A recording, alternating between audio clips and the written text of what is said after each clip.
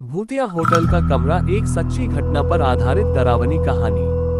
साल 2019, स्थान शिमला का एक पुराना होटल। रवि और उसकी पत्नी स्नेहा अपनी शादी की पहली सालगिरह मनाने के लिए शिमला घूमने गए थे। उन्होंने एक होटल में कमरा नंबर 306 बुक किया, जो होटल के सबसे ऊपर वाले फ्लोर पर था। ये होटल बहुत पुराना था, लेकिन अंदर से काफी शानदार दिखता था। शुरुआत में सब कुछ सामान्य था, लेकिन जैसे ही रात पड़ी, अजीब घटनाएं शुरू हो गई। योजक चिन्ह, योजक चिन्ह, योजक चिन्ह। कमरा नंबर 306 की रहस्यमयी रात। रात के करीब 12 बजे, जब रवि और स्नेहा सोने की तैयारी कर रहे थे, तभी बाथरूम के अंदर से पानी गिरने की आवाज आई। रवि ने जाकर देखा तो नल से पानी टपक रहा था। उसने नल बंद किया और वापस आ गया, लेकिन जैसे ही वह बिस्तर पर बैठा, पानी टपकने की आवाज फिर आने लगी। अब की बार उसने जाकर अच्छी तरह नल बंद किया और सोचा कि शायद नल लीक कर रहा होगा। पर तभी बाथरूम के शीशे पर किसी ने 3 उंगलियों के निशान बना दिए। रवि के रोंगटे खड़े हो गए। उसने स्नेहा को जगाया, लेकिन स्नेहा ने कहा कि शायद ये भूत प्रेत के डर से उसका वहम है। दोनों ने ध्यान न देते हुए सोने की कोशिश की। योजक चिन्ह, योजक चिन्ह, योजक चिन्ह।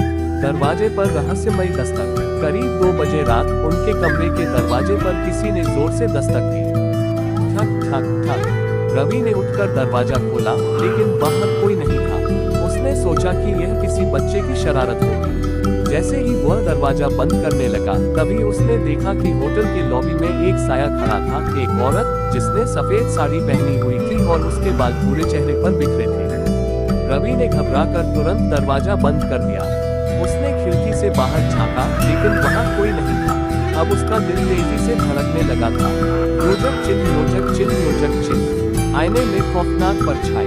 रवि ने स्नेहा को जगाया और पूरी बात बताई। स्नेहा को भी अब डर लगने लगा था।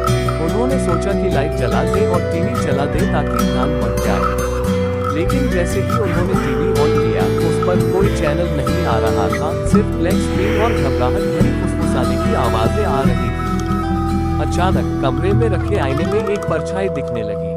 वो एक महिला की परछाई थी, जो धीरे धीरे रवि और स्नेहा की तरफ बढ़ रही थी। तुम्हें यहाँ नहीं आना चाहिए था, एक ठंडी और कपकपी पैदा करने वाली आवाज आईने से आई। रवि और स्नेहा दोनों चीख पड़े और दरवाजे की तरफ भागे, लेकिन दरवाजा अंदर से लॉक हो चुका था अपने आप। योजक चिन्ह, योजक चिन्ह, योजक चिन्ह। भागने की कोशिश और रहस्य। रवि ने किसी तरह हिम्मत करके दरवाजे को धक्का दिया और जोर से खींचा। कुछ ही सेकंड में दरवाजा खुल गया और दोनों बाहर भाग निकले। वे सीधे होटल के रिसेप्शन पर पहुंचे और हाँफते हुए पूरी बात बताई। होटल के मैनेजर का चेहरा देखते ही ऐसा लगा जैसे वह ये सब पहले से जानता था। उसने धीमी आवाज में कहा, सर, मैं आपको पहले ही बताने वाला था कि कमरा नंबर 306 में बहुत लोग रुक चुके हैं, लेकिन कोई भी यहाँ पूरी रात नहीं रुक पाता। 5 साल पहले यहाँ एक महिला ने आत्महत्या कर ली थी। कुछ कहते हैं कि उसकी आत्मा अब भी इस कमरे में भटकती है।